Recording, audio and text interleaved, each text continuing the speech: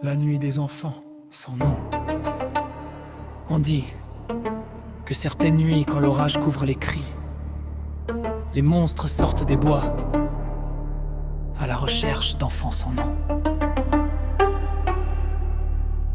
Une fille s'en enfuit dans la nuit, les pieds couverts de boue et de pluie. Elle quitte sa maison sans regarder derrière, le cœur rempli de colère et de misère. Pendant des jours, elle marche seule, dans des rues mortes et des ruelles, jusqu'au soir où sous un vieux lampadaire, elle voit un policier au regard sévère. À côté de lui, un garçon étrange, silencieux comme un ange, le visage pâle, les yeux noirs, comme perdu dans un cauchemar. Elle demande « Comment tu t'appelles ?» Le garçon ne répond pas, le policier murmure tout bas « Il n'a pas de nom, lui aussi ».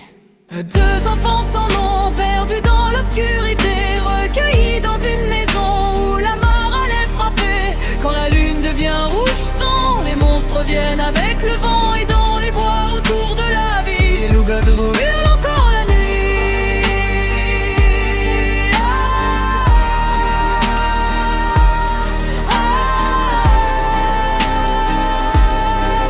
Et dans les bois autour de la ville, les loups-garous hurlent encore la nuit.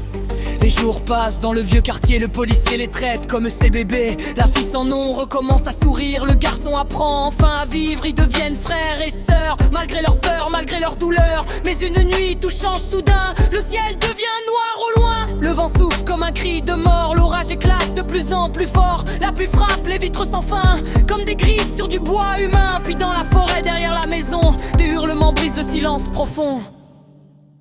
Jordan, le démon des loups-garous, sort de l'ombre avec Dylan le maudit. Leurs yeux brillent dans la pluie, leurs crocs sont couverts de sang, leurs griffes déchirent le vent. Et derrière eux apparaissent encore les monstres revenus de la mort. Michael Myers avance entre les arbres noirs, son couteau reflète les éclairs du soir.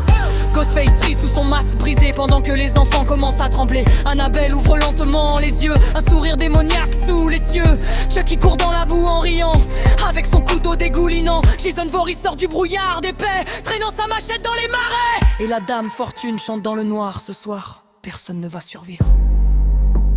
Les monstres encerclent la vieille maison, le policier charge sans hésitation. Mais Jordan le mord sous les éclairs, son cri résonne dans l'atmosphère. Son corps se tord, ses yeux changent, son visage devient celui d'une bête étrange. Le policier hurle à la lune noire, transformé en loup-garou du désespoir. Les enfants fuient dans les bois maudits, courant sous l'orage et la pluie. Quand une silhouette surgit soudain, un homme étrange tenant un vieux grimoire ancien. Il dit « Prenez ce livre avant qu'il soit trop tard.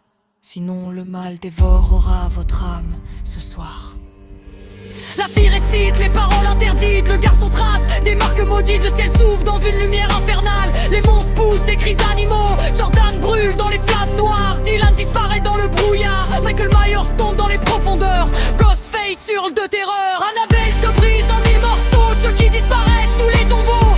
Jason retombe dans l'enfer glacé, et les loups-garous sont effacés. Le silence revient dans la ville morte, le vent s'enfonce devant les portes, et plus jamais aucune magie noire ne revint hanter le soir.